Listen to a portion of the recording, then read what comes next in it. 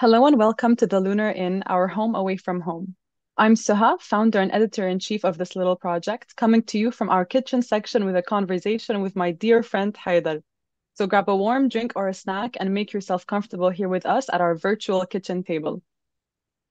Haidar is a dedicated staff writer here at the Lunar Inn, a psychology student, and as of August 18, 2023, a published author. His work often utilizes writing as a medium for self-reflection and soul-searching. For Haidar, writing is not simply a tool for self-expression, but rather a way to bring himself to life, along with the readers who experience his words. Haidar, it's so good to have you here tonight.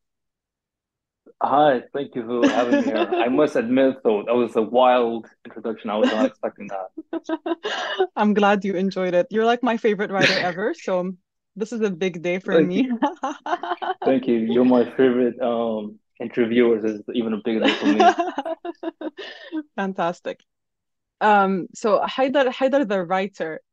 I guess I want to get started with you about like this particular point is how did you actually get into writing? Like how did this become an aspect of your life?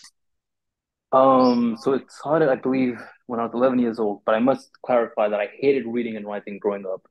So it's very weird for me to 10 years later find myself loving writing and reading. But when I was about 11 years old, I came across this social platform that my brother introduced me to, where you can put up books for free and publish and become possibly famous.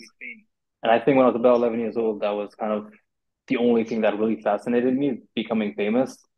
And so I went ahead and I was like, oh, cool, I can write a book. And I wrote the most god awful book that ever created in the history of literature. But it was nice. I liked it and I liked the idea of it. And somehow I stuck with it. But the thing is, it's also a part of me. I guess I've inherited because I come from a line of writers and poets. Like my uncle is a writer and poet, and before that was my grandfather. His name was Sayyid Iqbal. He was a writer and poet. He was a much bigger, and he used to host open mics at his house. So it was his thing. And then before him was my great grandfather, and he was even a much bigger poet. So I think, every generation there's been a poet and writer. And from my generation, line of cousins, it's somehow me. And now I have to fill these shoes, but like, I don't know about that. But yeah. That surprises me so much that the motivation began as like wanting to become famous. That's so out of character for you. It's so like Yeah, because not I hate artistic at attention. all. Yeah. So at what point exactly like did you start writing? You said 11 years old? Yes, that's kind of when I started writing. 11 years old, I wrote a book, and I didn't even complete it, but I started writing. It was a very cliche novel. It was like inspired by like Green Lantern, Kung Fu Panda, Ben 10, all my I main love inspirations at that that. age. And yeah, it was really, really bad. But I got like 700 reads. About 700 people out there liked my book, and I was like, oh, maybe I can do something about this. And I stuck with it until I was about 14 years old, and I started kind of taking it more seriously, and I started properly writing books and novels. I think that was the first time I ever completed a novel. But I never really put myself out there. I think it was until very recent that I put myself out there. But yeah, I think 14 is when I really cemented myself as someone who loves writing. So what actually made you take that extra step of putting your writing out there? Um, I think it was about I was 12 years old, and my best friend, him and I, we used to write books together. And we were kind of very passionate about this whole thing, and we loved writing books. But then he passed away, and I think I was consumed by so much grief that I kind of just stopped doing everything I ever loved, which included writing. But a year and a half later from his passing, um, I took up writing as a way to cope with that grief and also to kind of keep that memory alive of him. And I think so from the earliest memory that I have of me actually enjoying writing or using writing as a tool of self-expression was my way of making sense of the world. And I think to this age, it's just me trying to make sense of the world. That's really beautiful. And it completely aligns with my perception of you of like Yeah. writing as like not just like as a coping mechanism, but as actually bringing your emotions to light, like not just for other people to understand, but also for you yourself to be able to understand what is going on inside your head. That is Yeah. really beautiful. Thank I you. think you've transitioned a little bit more from like Green Lantern, Ben 10 styles to more of poetry focused sort of I hope style. so. So my I would question really to hope you so. is, what is your preferred sort of thing to write? Like, what is your medium? Usually it used to be kind of very depressive or sad, and I think I never really tried to force on it, but it was what kind of came out of me, and I never liked it. And then somewhere in between, I was introduced to the wild concept of love, and I was like, "Oh, this is cool. I want to write about love, and about someone I love, or whether it was romantic or whatever." And I wrote about love for a good while, and then recently, I think it's just been about self-exploration and self healing and whatnot, self care. I think so. I think it's changed. I don't think I've ever stuck to a certain medium of genre of writing. I think I've kind of like opened myself up to exploring as many different things that I possibly could. What would you say is like the significance of that to you? What does writing mean to you? I think writing to me is it might sound cliche because I feel like any other writer would say the same thing, but I think to me writing has been this tool of just trying to make sense of the world, just trying to figure things out. Most of the time, and I must admit this, most of the time, I really don't know how I feel about things. I don't know how I feel about anything or anyone. I think writing kind of just comes in where I try to just make sense of it, or try to come close to just how I might be actually feeling. So I think the significance of what writing might actually mean to me is it's just it's more self exploration than self expression. I think self exploration comes first. Like I'm Mhm. trying to just discover things for myself. But yeah, I really understand that. 100% I get that. I feel like I don't realize that I exist until I can articulate what's going on in my head. So writing is yeah. truly a powerful tool. Um, so what do you think you want to do with it? Like your skills as a writer? I feel like the motivation might have shifted a little bit from when you were 11 years Well, old. I What do you do hope to not want to be accomplish? famous anymore. I do not want to be as famous anymore. I dread attention. I think you must know this as well because every time you put out a piece of mine on Lunar Inn, I throw my phone across the room because I do not want to look at it. Um, so it's my motivation has very much changed. I think my motivation is anything to just be as true and honest with my work as I possibly can be. Not for the sake of any validation from anyone or approval or praise, but I think just my own well-being. I think that's just how I want to treat it. Like it's a safe haven for me. I have all these other things that I can venture into and do to feel better about myself. But I think writing is that one thing for me where I can just treat it as a home, like as a rest house. I think that's what it is for me. So then how do you balance, if you don't mind me asking, how do you balance the urge to share your work with others and have other people see it and understand it, and this like wanting to avoid attention or defining yourself by the validation of others? How do you walk that line? Uh, I, well, I'm still learning the ropes of it, but I think it's somewhere along the lines of, when I first started posting or sharing my work, which was about like 3, 4 years into me actually writing again. Um, I was very nervous about it, and I saw that people reacted very, I guess, happily with if I wrote a sad piece and I posted it, as opposed to me sharing, let's say, a rather positive or lovely piece. And for a while, I thought maybe that's what I need to do. Maybe I just need to write something sad, or maybe I need to like define myself within these certain lines, these certain boxes. Um, but I think writing honestly and being more accepting of myself has helped me to become more comfortable with sharing my work. The thing is, like, if someone goes ahead and criticizes my work and goes like, "Man, I really don't like your work at all," I would have to think to myself, "Well, that's just me you're talking about because these are my experiences. These are my you know, Mm. my uh, my experiences and the things that I've been through." Um, I think the fine line that I draw myself is I take a step back from that attention. Like I post my work, but then like I'll not look at my phone for the next 3 weeks. And I'm like, that's it. I do not want to read the comments or the messages and whatnot. I'm still trying to figure it out. I don't think I have any answer for you, to be honest. So yeah. I can understand that, yeah. So then that takes me to anyway, don't be a stranger, because I think that's a pretty big leap from like posting your poems on your stories or like submitting them to the magazine, but to like having taken this big step of like publishing your own book, especially that you're self-publishing it. Like you had to take every single step on an individual level to get to this point. So what Oh can you yeah. tell us about Anyway, Don't Be a Stranger? Like give us some background. What is Anyway, Don't Be a Stranger? Anyway, Don't Be a Stranger is my first ever poetry. It's a collection of my poetry and prose, and it's also my debut book that I've put out. It comes out in 2 days from this interview, so it's pretty nerve-wracking. But it's a book that kind of details my journey of, I would most like to say teenhood, but a lot of the poems that have been written in it have been my experiences from the past 7, 8 months of just this year alone. It's a book that kind of deals with themes of love and loss and grief and healing and forgiveness, but also a lot of more underlying themes of anger and rejection and whatnot. So a lot of these emotions and things that have been expressed are just things that I've been through or things that I've had to deal with or thought of. So it's really just if anything, it's just a reflection of me. The title sounds a little bit familiar to me though. I think we've seen we've seen Anyway, Don't Be a Stranger before. Can we talk about the title? What does the title Yes. mean to you?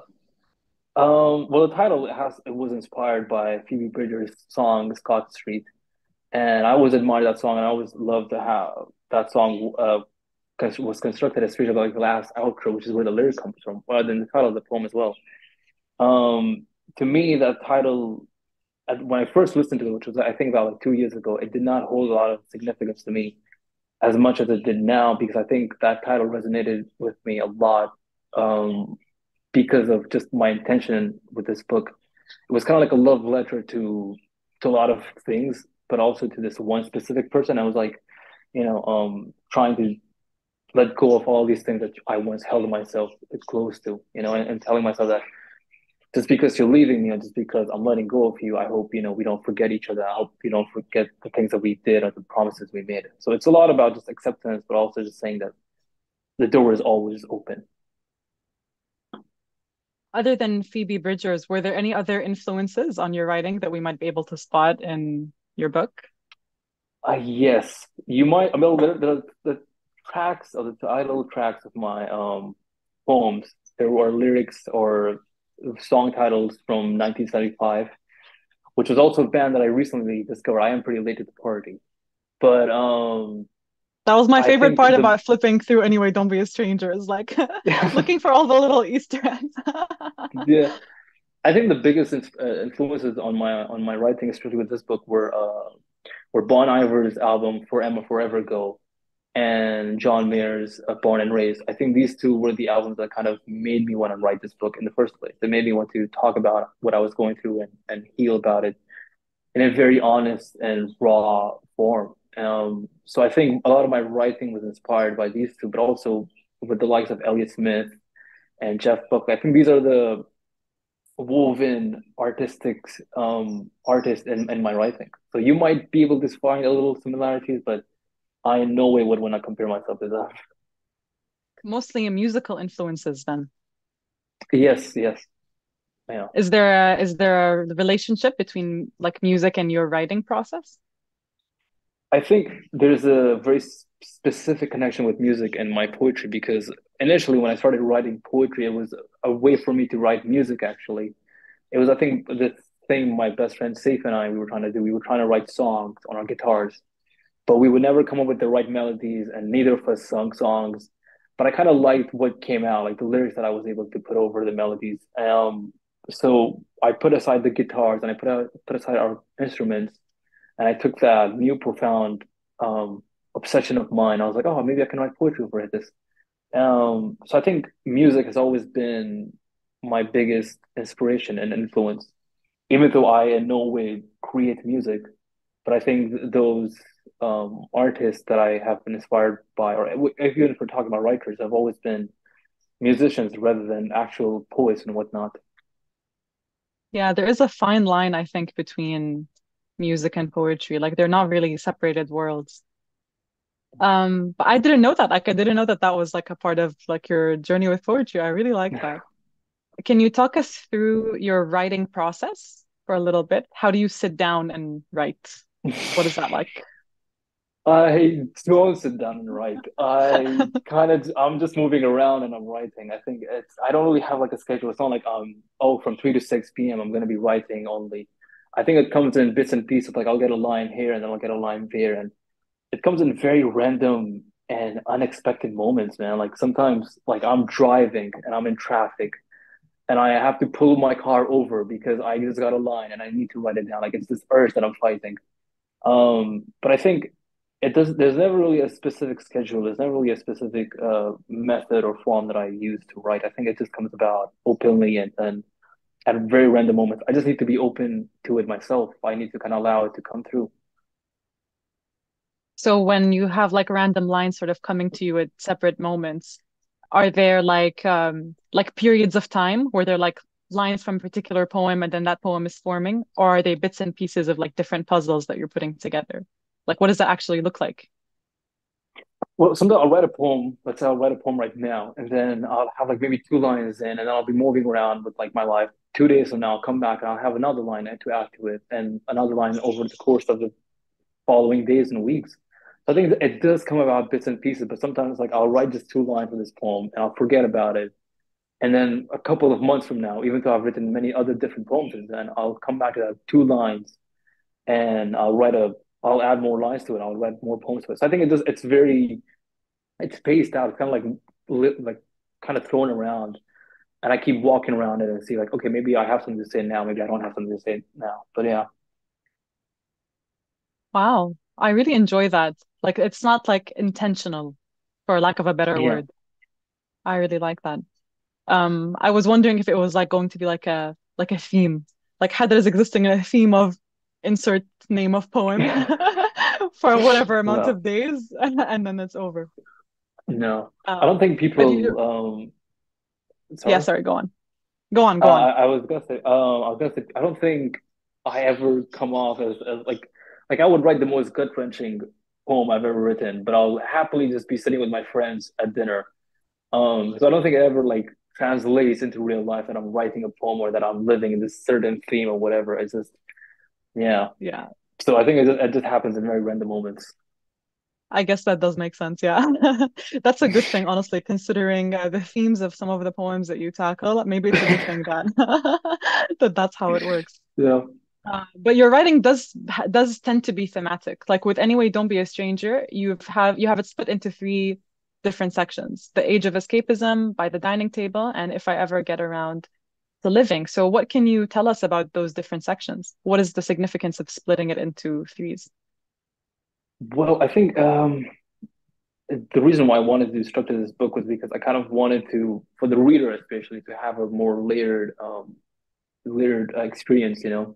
Otherwise, if I just laid them out as I wrote them, you would see like a poem where I'm so in love with this one person. And the next poem is like about some awful thing my parents did to me. And then the next poem is about how I'm really happy again. And the next poem is like I'm suicidal or something. So I had to kind of structure them for the emotional well-being of the reader themselves. But I think doing so was also a way for me to understand all the different things I had written about and all the different things I would like to write about. Yeah.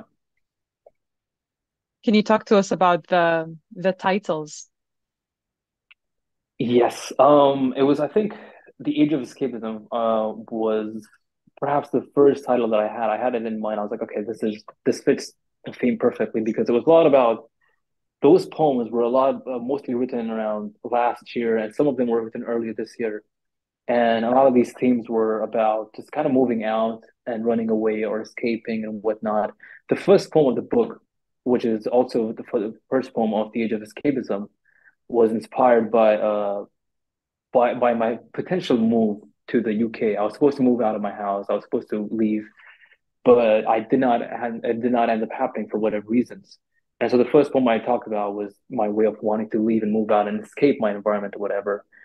But it doesn't happen. Nothing changes. And furthermore, was like by the dining table was this my take on love and romantic relationships and whatnot, and my experiences with it. So it was, you know, themes of like a lot of the themes in that section were about sharing a meal with someone or having a cup of tea or like these really mundane and random activities that would usually go unnoticed, but I was kind of allowing myself to notice that this is kind of what makes up a lot of the love you have for someone or whatever. So it was very intimate. It was a lot about intimacy and being close with someone. And then it was If I Ever Get Around to Living was, I think, a very personal letter for myself. It was a lot about me accepting things and coping with things. And I think these titles, each one of them kind of resonated a lot with the themes of the sections. They 100% do. I especially like By the Dining Table because I don't feel like I would have guessed the intention behind the name. But then looking at that section itself, it does make a lot of sense. Like there is something intimate about like sitting with someone at a dining table. So I really like that. I enjoyed that a lot. Um, so having like mentioned now the sections and like names of some of your poems, how would you feel about sharing your favorite poem with us from Anyway, Don't Be a Stranger? I don't have a favorite. Would you prefer one? I mean, do you have You don't have, how do you not specific have a preference? favorite? That's I surprising. don't not. There's some of these poems in the book that I kind of like avoid reading or looking back on because I'm like they're either too strong for me to read, emotionally speaking, or some of them are just too some of them are just like I can't believe I'm sharing this with the world right now. Like I can't believe this is accessible to these people in my life right now. But because you said your favorite was By the Dining Table, I'll read you one from that, I guess. Do you have a specific one, or should I just like guess one or whatever? No, I want like I want you to pick one. I want to Okay. know your subconscious favorite one. Okay, yeah, sure. I think it's okay. There's one called From the Room of Our Cottage House. I think this was my favorite. Actually, this was my favorite to write from this section. Because I it knew I just would felt. access the favorite. I think it was just because it was so different and such a like a fresh breath of air. And it was also like the first love poem I wrote after like 3 full months of not writing anything close to love. So it was very like it was a fresh breath of air, and I just felt so warm to talk about something like this. So sure, I'll read it out to you. Yeah, okay. Yes, You're getting like please. a private show right now. This is exclusive. It's my dream coming true. Okay. From the room of our cottage house, scooping the crescent of the moon, letting it hang from your eyelids. Close my eyes, fantasize about the time I dreamt of us lying in a garden we planted for one another, and our fingers danced over each other, and your lips, so full of love, I still blush when I think of how I could never have you enough. And the berries and the flowers we carry back to our house, you wash me the fruits, and I place the tulips in the vase. You walk over to smell the flowers, and I peel you clementines. You paint me a portrait of us, and I write you poetry. Neither of us needs to look over the other to remember the way our faces crescent the two halves of the moon. Thank you. I love that one so much. There's something I about it that think, just it feels warm and refreshing at the same time. Like you have this gift of like being able to paint like the most intimate moments, but they're like not necessarily that intimate. Like it's like such like minor moments of like day-to-day life that just feel like so significant in hindsight. I really yeah, appreciate that. I think this was also what inspired the book cover with the section where I'm talking about By the Dining Table. This was the kind of the poem that represented By the Dining Table. So it is the main poem for me personally. But yeah, I love that a lot. You've been making like little short films in like a promo for Anyway, Don't Be a Stranger. Can we like talk about that a little bit? yeah. I've always been fascinated by films, and I had the idea of making a short film just for my own, passion and whatnot. And I thought, and I kept pushing it aside and for a very long time. And then this book kind of serves as a good excuse to possibly have some material or content to shoot and film. I did it with the help of my older brother Cheyenne, who helped me out with the cinematography and the editing and the camera work. And I would write the script, I would write the directing, I would, tell him, okay, maybe I want it to be this one that way. Um, but I think it was just such a cool way for me to kind of visualize the story of the poems into real and actual living, breathing things. But a lot of the short films, or not a lot, but just two of the short films that are out at the moment were based around the cover. And all of the short films that I'm going to be putting out will be based around the book cover. So it's all very kind of mirroring. You see the book cover, but then you see the short film, which is kind of like a reflection, the visual reflection of it. So what came first, the idea for the book cover or the idea for the short film? The book cover, yeah, the book cover Yeah, came first, and then that was what inspired the short films. Yeah, interesting. So far, you only have two out, right? By the Dining Table and E- yeah. was The it Age third of one's supposed to come Escapism out or soon enough. The Age of Escapism, yeah. okay? I'm looking forward to the third one. I was like, come on. The first two came out so close to each other, and then you just put us in Yeah. suspense. That was can't believe you did that. So you decided to go through the self-publishing route for Anyway, Don't Be a Stranger. Yeah. How did you make that decision? Like, how did you end up here? Well, I looked a lot into both routes, the traditional publishing and the self-publishing. But when it comes to poetry books, traditional publishing is kind of relatively just too, it's just too complicated and it's too difficult to get into. Well, difficult, but I don't mean it in the sense that you're not capable of doing it. Difficult in the sense of that it's rarely ever picked up because from the business side of view, um, traditional publishing looks at what markets books the most or what will earn more sales. Poetry books cannot be easily marketable. So I wanted to just have self-publishing for the sake of just expressing my work as freely and openly, and also to have more control over my work, and and to just avoid going around and sending my work to each person individually and be like, oh, is this good enough? Can you publish this and whatnot? I think I just wanted to have full control and do it for my own sake and be like, let's just put it out because I believe in it, and I think that's good enough for me.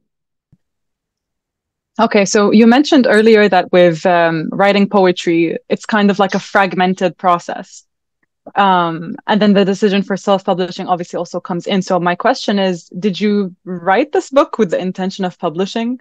Like, at what point did you decide that this was a book that you were going to put out?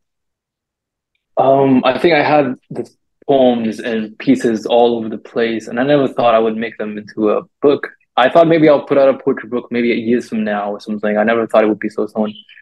But it was also like a question of I was doing open mics. I was putting out my poems and whatnot occasionally on my Instagram or whatever. But it was very limited. Like I felt like I was kind of missing out on the potential of my writing and all the love that I was pouring into my work. And so somewhere along the lines, I was like, why don't I just put out a poetry book? Like what's the worst that could possibly happen? What's stopping me? Why delay this dream of mine, this thing that I'm really passionate about? Why keep pushing it forward? So I think this was just a way for me to like, for my own happiness to kind of just achieve that one goal that I always had for myself to like write a book and to put it out. It was kind of just a way for me to finally see that there is potential in my work and I should do something about it. Were any of the poems, like how many of the poems were written before this decision was made? Like, were any of the poems written with the intention of being placed in this book? I try not to have that intention because I think it just became too much pressure at that point where I was like, oh man, people are gonna read this book. Is this worthy enough to be in a book or not? I kind of tried to stay away from it as much as possible. But there were a few poems that I removed because I thought maybe they wouldn't fit too well with perhaps the theme or perhaps with the structure of the book or whatnot. But I think most of the poems, at least half of the book, was written before the book even came to be. It was only the last section, if I ever get around to living, that was completed after I started constructing the book and putting it together. I had only about like 5, 6 poems for it in the beginning, as opposed to now, which is like I think 19 poems. But yeah, Do you remember, this is a bit of an odd question, but do you remember which poem was like the earliest one that was written? Like, do you know which one of them is the first one you wrote? yeah, I think it's the one in the book. At least there's one poem I think called "Crest of Time." It's in the last section as well. And I think it's like the second or third poem. That was the first poem I had ever. Well, it's the earliest poem I had ever written, and that's also in the book. So you're gonna be. It's a much different writing style than all the other poems, but I kind of liked how it is. I think it still reflected and held it up till this point. So I wanted to include it in. Do you remember when you wrote it? I think it was about November of 2021. Yeah. I think it was a very that poem I think was also just talking about moving out and moving away and whatnot. I think those were like a lot of um loud themes in my life at the moment. I was also supposed to move out back then, and it didn't happen. I think I was talking about also like my friends. Like I had my best friend, whatever, who were moving out and stuff and leaving me, and well, not leaving me as if they're abandoning me, but leaving me as if, they're just like moving away and whatnot. So I think those poems were a lot like that poem specifically. We're just talking about growing up and transitioning into adulthood and becoming more mature. So yeah. So then we've kind of been on this journey of Anyway, Don't Be a Stranger for almost 2 years. I Oh love that. yeah, yes, it's been happening. Yeah, And I unconsciously. like, yeah, I like that like the earliest one isn't even like in the first section. Like it's not a chronological Yeah. journey. Do you think of your sections? This is occurring to me now. Do you think of them in a particular order? I think when I first like picked up the I didn't pick up the book. When I first virtually interacted with the book, I'm so excited to pick it up. I kind of perceived the three sections initially as like time periods, sort of, as like chronological eras. Yeah. But I'm assuming now that that might not have been the intention. Are they just separated by theme, not necessarily by like a times They're associated kind with of mindset? initially there was kind of structured just for the easy flow of the read, but I think the more I went with it, I think it just they were separated because these were very different times in my life. And then within these sections, the way these poems were structured, let's say the first poem and the last poem, I had to make sure that, okay, this is the way it begins the chapter. You get into this, atmosphere and whatnot. And then there's the last poem, which kind of ends it, concludes everything. So I think they were very much structured because of just what I was going through. And it is kind of like a reflective time period of whatever I was going and how I was going through it. So there was obviously the sad stuff, and then there was the romantic period, and then there's also like the healing stuff. So it's all like these three different stages of the past couple of months, to be honest. The three stages in any man's life: the sad period, Yeah. romantic period, and getting over all of those things. Yeah. I love that a lot. Um, so can you talk to me a little bit about your decision to start going to open mics and stuff like that? That's like a relatively recent endeavor that you've embarked on. Yeah, yeah. It What's was that been I think like? it was back in around late March when I went to my first open mic, and I was with my best friend Hala, and it was very spontaneous because she didn't know that she was going. I signed us up both for it. I didn't even tell her at the time. I just told her like Wednesday, 8 p.m. Just be there on time. We're performing.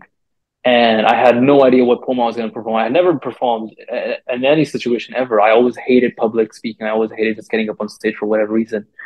Um, but doing those open mics was such a nice and cool way for just me to meet new people and to be in an environment that I was always very passionate of and fond of, but I was always too shy or too afraid to put myself into. So I think doing those open mics was just like it was like a very spontaneous decision that was kind of based off thrill and excitement. But I think when I went into it, I was like, you know what, this could be a very much of a new hobby of mine or a new passion of mine, where I just go around occasionally and perform my poems and whatnot. How would you describe the experience? What was it like for you? The first time I performed, I was shaking. My hands were trembling. But I think, and I kept worrying, like, okay, am I performing the right poems? Is anyone even gonna like this poem? But I performed like about three relatively short poems, and I kept worrying about it. But and then the thing is, after the performance, there were so many people and strangers who just came up to me and complimented my work, or had so many nice things to say about me or my work, and was so I was so surprised by that because I didn't really actually think anyone was actually listening.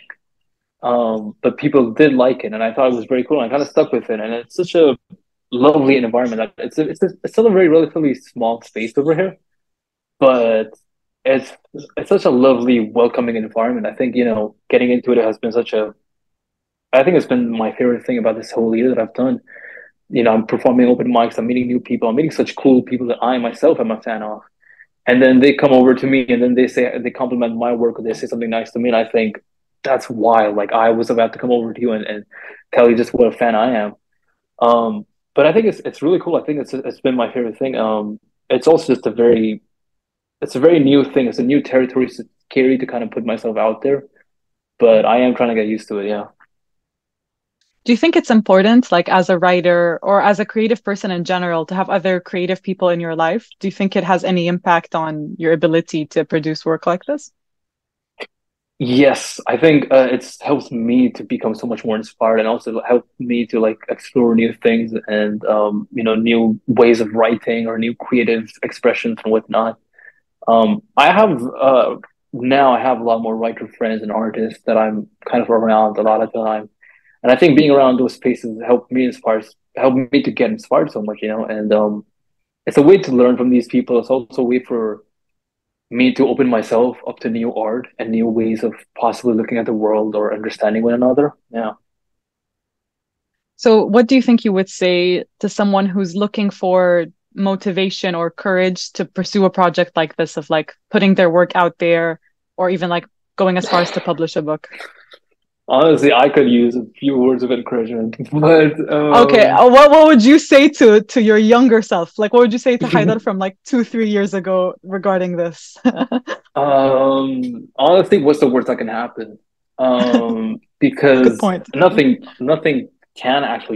bad can happen. Whatever you think can happen to you is like you'll be fine. Like if this book um doesn't work out or whatever, like I'll still be okay. I'll still be fine. The thing is, it's all a struggle. It is a struggle to put yourself out there. It's not easy. I mean, I'm doing these open mics and like I'm on my seventh or eighth open mic now, but it's still nerve-wracking before each performance. But I think despite all the struggles and all the turmoil and whatnot, I think this is one of those things that you get to choose and be happy about or be proud of.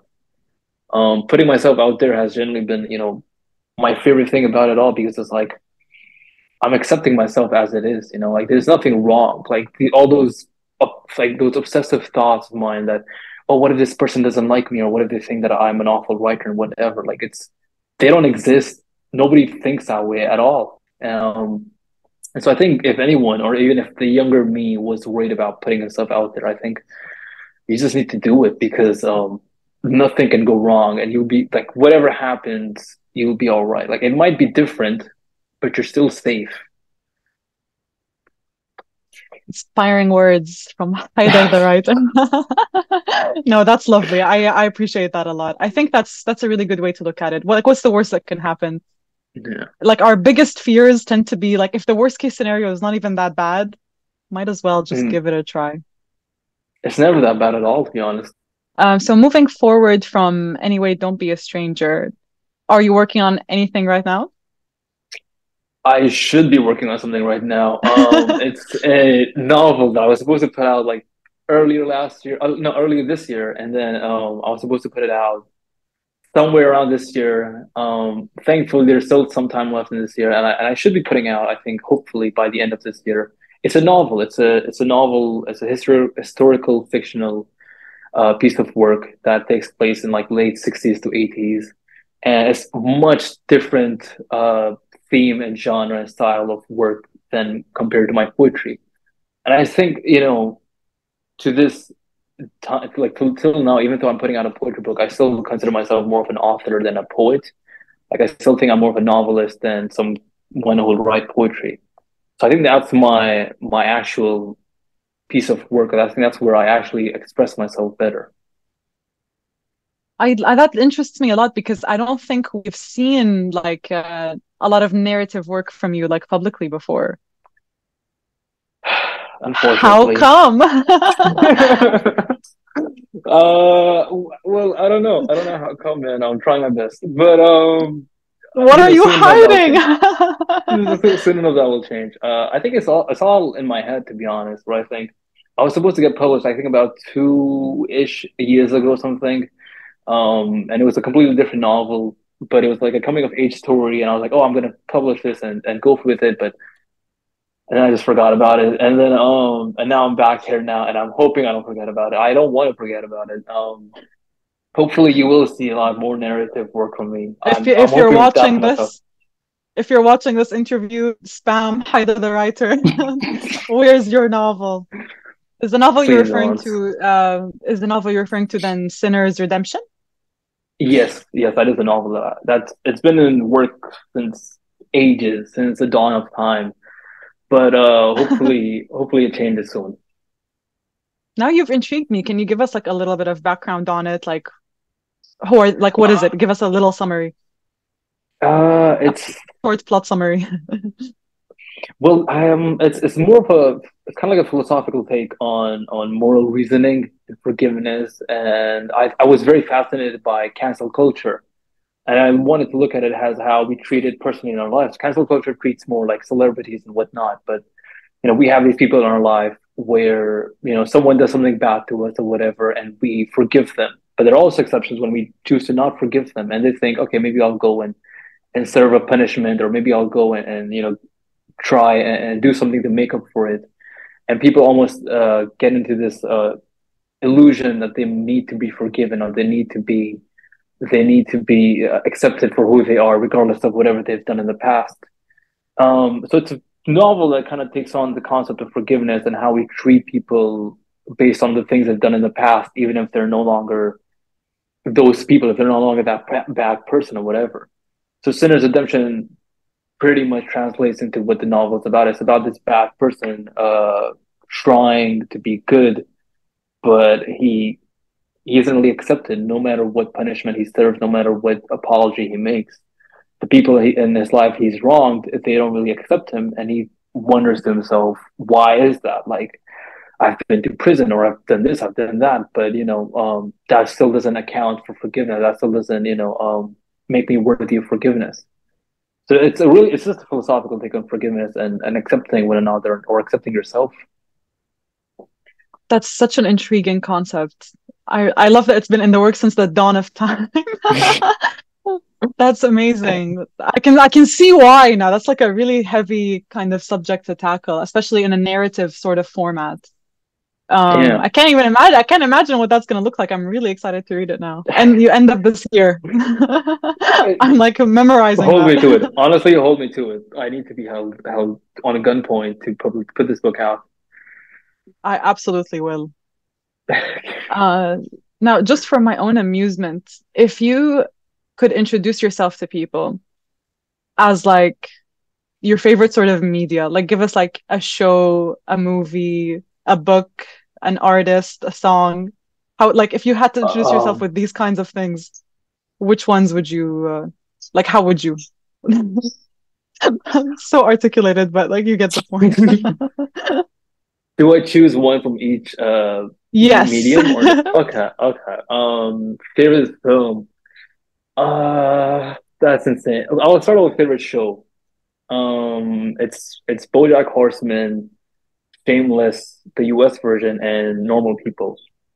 And as for books, Okay. I think it'll be Norwegian Wood, Normal People as well, Perks of Being a Wallflower, and okay, I think that's all I can think of right now. There's so many more. You're putting me on the spot. What else were there? Songs. Songs. I have to say, Sparks like Coldplay, About You by the 1975, Say Yes by Elliott Smith. Um, and what else was there on the list? I don't know. Just whatever. Um, That I think covers it, I I asked think. this I one. think that was everything. Yeah, that is that. That's it. I think that's it. I hope that's You know, you have a very particular brand. You're like really shaping your brand right now. it. I like that a lot. I'm sorry for springing it because when you were describing Sinner's Redemption, it really made me think of BoJack Horseman a lot, and so I just No, ended it, up it here. is inspired by that. It is actually inspired by that. Yeah.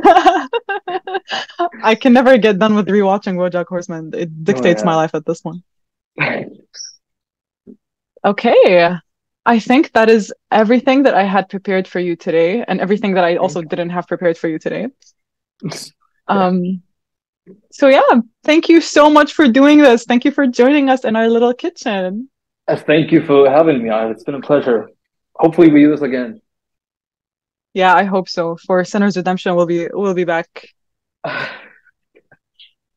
Okay. Yeah. Any final remarks for the Lunar Inn? Um, it's my favorite place to be. I'm too happy to be here. Okay, Ella, thank you so much. Yay, Yeah. we did Thank it. you. We did it.